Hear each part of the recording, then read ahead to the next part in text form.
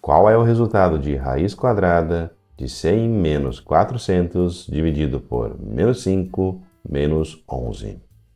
Para você, o resultado dessa expressão é igual a A, B, C ou D? Seja muito bem-vindo ao canal. Eu sou o Professor Pi e aqui trago para vocês, todos os dias, um novo conteúdo de matemática. E se você gosta desse material, já deixa o seu like neste vídeo e não deixe de se inscrever no canal e passe a fazer parte dos nossos estudos. Maravilha? Então, vamos resolver! E antes de resolvermos juntos essa expressão, eu gostaria que você tentasse fazer o seguinte, que tentasse resolver sozinho essa expressão e depois postasse aí abaixo nos comentários qual o resultado que você encontrou, o passo a passo que fez e a alternativa que marcou. Letra A, 2197 elevado a 1 sobre 3, ou letra B, 8 duplo fatorial dividido por 5 duplo fatorial, ou letra C, 13 termial, ou letra D, menos 13. E vamos ver se desta vez você acerta essa expressão. Maravilha? Aqui vamos começar a resolver. Então aqui temos uma expressão numérica. Raiz quadrada de uma expressão numérica. Bom, amigos e amigas, vamos ter que resolver então o que está dentro aqui da raiz primeiro, para depois resolver a raiz quadrada. Sempre presente aqui nas aulas o nosso PENDAS, o famoso PENDAS, que nos diz a ordem de resolução das operações.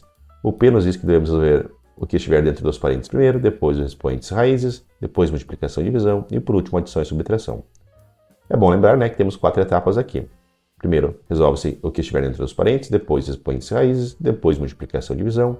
Entre multiplicação e divisão não há ordem de preferência, resolve-se primeiro a que aparecer na expressão e depois segue-se para a direita. A mesma coisa ocorre entre adição e subtração. Maravilha? Bom, nunca se esqueçam do PENDAS. O PENDAS é o nosso guia, né, para se resolver de forma correta as expressões numéricas. Maravilha? Vamos então aplicar o nosso PENDAS em nossa expressão e vamos resolver. Então, observando aqui a nossa expressão, vemos que há subtração, divisão e subtração. E de acordo com o PENDAS, se não houver parênteses, passa para os expoentes e raízes. Raízes apenas no final aqui a se fazer. Maravilha? Temos aqui uma raiz, né, que deve ser feita após se encontrar o resultado aqui. Então podemos passar para a terceira etapa, que é multiplicação e divisão. Há aqui uma operação de divisão. Então vamos resolver primeiro essa operação aqui e aí depois passar para as demais operações, ok?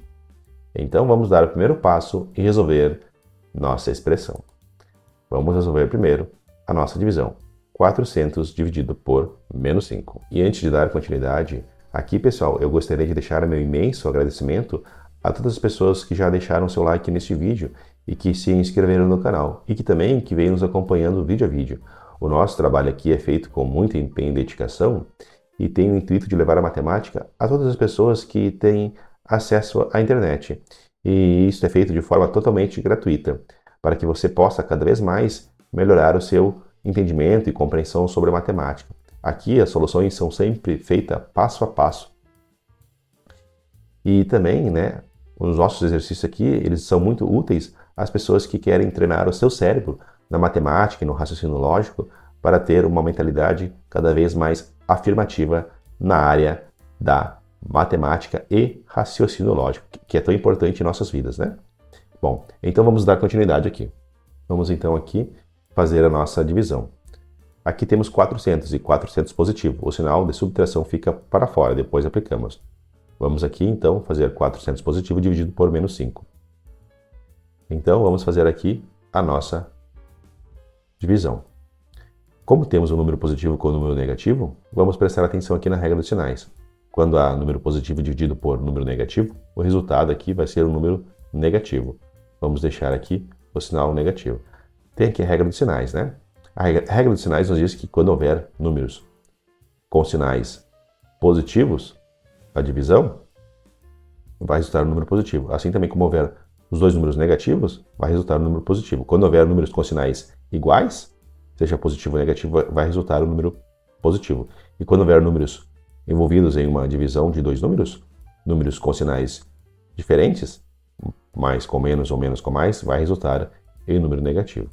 Isso vale também para a multiplicação e também quando vai se extrair de dentro dos parênteses. Maravilha? Bom, vamos aplicar então aqui, né, o nosso número negativo e vamos então fazer a nossa divisão. Bom, 4 aqui, né, vamos começar pelo primeiro algarismo aqui, 4 é menor que 5. Então, devemos puxar aqui mais um algarismo, 40. Quantas vezes o 5 cabe dentro do 40? Cabem 8 vezes, não é mesmo? De acordo com a tabuada, cabem 8 vezes. Então, vamos deixar o 8 aqui e vamos então, né, fazer o nosso 5 vezes 8 aqui, que vai dar 40. Bom, aqui vamos fazer agora, né, a subtração, que vai resultar 0. Bom, aqui tem mais um 0. Bom, o 0 aqui, né, como sempre, se há 0 aqui, passamos para esse lado aqui. Então, o resultado vai ficar menos 80. Maravilha? Vamos substituir, então, menos 80 aqui em nossa expressão.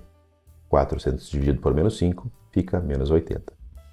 Bom, agora aqui temos uma subtração e uma subtração. Antes aqui, vamos fazer o seguinte, vamos extrair menos 80 de dentro dos parênteses. E como havia explicado aqui, como tem sinais iguais, menos com menos, vai resultar um número positivo. Então, extraindo aqui menos aqui 80 de dentro dos parênteses, né? E se relacionando aqui com esse sinal de subtração, vai ficar um número positivo, mais 80. Ok?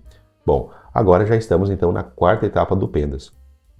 Como aqui temos uma adição e uma subtração, e ambas as operações aqui não têm ordem de preferência, vamos resolver primeiro a que aparecer na expressão, que aqui é a nossa adição, a nossa soma, ok? Então vamos fazer 100 mais 80. Aqui vou limpar a tela para dar continuidade aqui à resolução da expressão. Aqui então 100 mais 80 resulta em 180. Bom, agora então vamos fazer a nossa subtração, 180 menos 11. 180 menos 11, vamos fazer aqui. Aqui temos 0, aqui 1 é maior que 0, então temos que puxar aqui 1 aqui do 8, né? O 8 vai ficar 7, aqui vai ficar 10. 10 menos 1 resulta em 9. 7 menos 1 resulta em 6. E aqui desce 1. Então 180 menos 11 resulta em 169. Vamos aqui então substituir em nossa expressão. Agora temos aqui então raiz quadrada de 169. Bom, então aqui vamos ter que resolver agora a raiz quadrada de 169. Vamos utilizar aqui o método da fatoração. Vou limpar a tela aqui desse lado para que possamos resolver aqui a raiz quadrada de 169 pelo método da fatoração. Então, resolvendo a raiz quadrada de 169. A primeira coisa a se fazer para se encontrar a raiz quadrada de um número pelo método da fatoração é separar o radicando, né? O radicando é o número que aparece aqui dentro da raiz.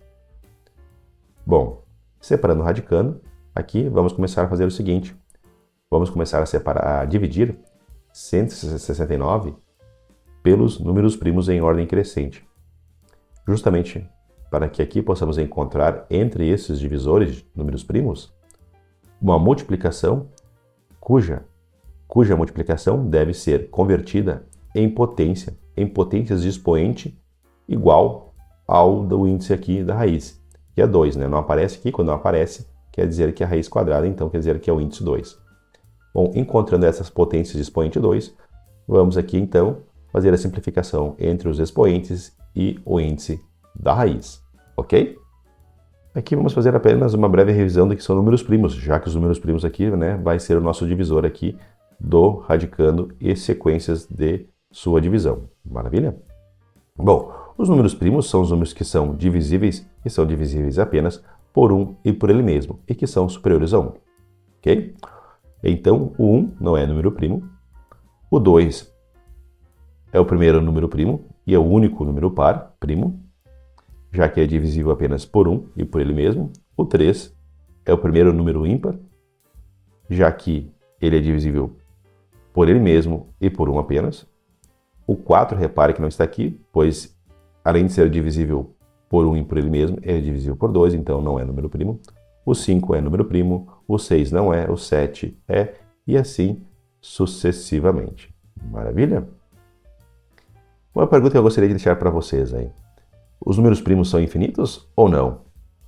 Esse essa discussão pode ser apresentada em outro vídeo e é esclarecida, né, o meu entendimento, já que entendo que os números primos não são infinitos. Bom, deixe nos comentários o que você acha. Vamos começar a fazer a divisão aqui pela sequência crescente dos números primos.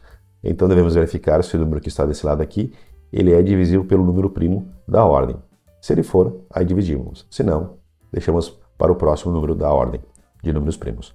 Bom, aqui reparem que 169 é um número ímpar. Então, ele não pode ser dividido por 2.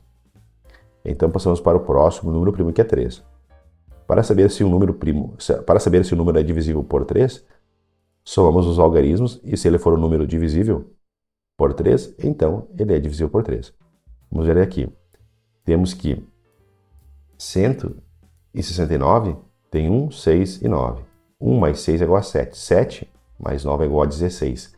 16 não é divisível por 3. Ok?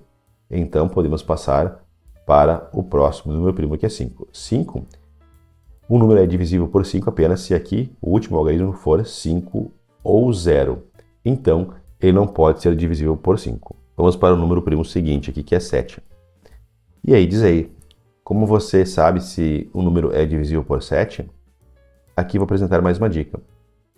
Poderíamos tentar fazer a divisão, mas e aí chegaríamos ao final e talvez se não fosse divisível por 7, poderíamos ter perdido aqui o nosso tempo, ok? É uma forma muito simples aqui de saber se o número é divisível por 7 ou não. Basta multiplicar o último algarismo do número por 2, no caso aqui vai resultar 18, e aí subtrair 18 dos números que restam, que no caso aqui, né, seria 16. Então, multiplicamos o último algarismo por 2, resulta 18, e subtraímos aqui de 16 dos números restantes, que vai ficar, né, 16 menos 18 vai ficar menos 2. E aí, verificamos se esse número que sobrou, que resultou, é divisível por 7. Se ele for divisível por 7, o número vai ser divisível por 7. Se ele não for, não vai ser divisível por 7. Como resultou menos 2, então 169 não é divisível por 7. Então, vamos para o próximo número primo. E como saber se o número é divisível por 11? Basta fazer o seguinte, somamos todos os algarismos do número, né, que sejam de ordem par, no caso o segundo, o quarto, o sexto, o oitavo e assim sucessivamente, e subtraímos essa soma da soma dos algarismos de ordem ímpar, que no caso é o primeiro, o terceiro, o quinto, o sétimo e assim sucessivamente. E dessa subtração, o resultado que encontrar, vamos verificar se é divisível por 11. Se ele for divisível por 11, então o número é divisível por 11. Aplicando aqui no caso, né, o segundo algarismo, que é o de ordem par aqui, só tem ele, né? Vamos fazer a subtração de menos 10, que é a soma dos algarismos de ordem ímpar, 1 mais 9. Então vamos fazer 6 menos 10, que vai resultar em menos 4. Bom, menos 4 não é divisível por 11, então 169 não é divisível por 11. Maravilha? Como saber se o número é divisível por 13? Fazemos o seguinte, multiplicamos o último algarismo por 9 e desta soma subtraímos pelo número restante aqui. E se resultar dessa subtração um número que é divisível por 13, então o número é divisível por 13. Vamos aqui fazer. Vou fazer de cabeça aqui, pessoal. Vocês podem, né, pegar no papel e fazer separadamente, sempre é bom para, né, cada exercício sempre para treinar o cérebro. Bom, 9 vezes 9 dá 81. 81 menos 16 vai resultar em 65.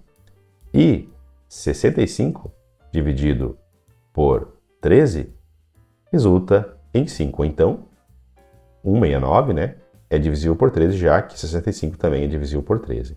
Então, podemos fazer a nossa divisão. 169, vamos dividir por 13. Bom, então, como 169 é divisível por 13, vamos dividir aqui. Vou fazer de cabeça aqui, pessoal. Se vocês quiserem fazer a parte, podem fazer. Bom, 169 dividido por 13 resulta em 13. E 13 dividido por 13 é igual a 1. Então, aqui, como chegamos a 1, chegamos ao fim aqui da nossa divisão de 169 pelos números primos em ordem crescente.